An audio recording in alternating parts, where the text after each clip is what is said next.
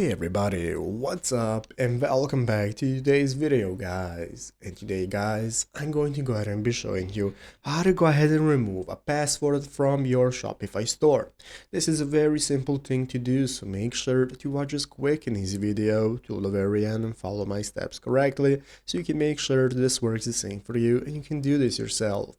But yeah guys, let's get straight into it.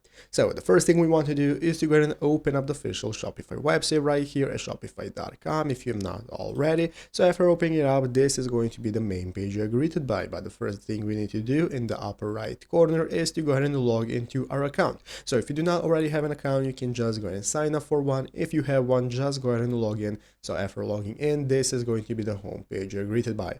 From here, we can get started with setting up our store, and at the left side of the screen, we can find all the sections we can use for managing our store. So let's go and take a look at how to remove the password from our store and let anybody that wants access it. So what we want to do is go right here to the left side of the screen and find all the sections we can access and find the online store option. You're going to click online store. This is automatically going to open up the themes section right here. If not, just go ahead and click on themes, and now you're going to go and be greeted by this menu from here. From here, we can go and take a look at the theme we are using, and as you can see, our site is password protected. So to remove the password, what we need to do is pick a premium plan so that we can go and remove the password. You can either edit it, or if you want to remove it, you want to pick a plan. So you're going to click pick a plan, and this is going to enable you to select the plan that you want to use. You can go and select how much it costs and so on, get started paying it, and once you go and select the plan, it's going to remove your password, and that's how it's done. So I hope this video was helpful. If it was, make sure to leave a like, subscribe to the channel. So thanks for watching, take care, and bye.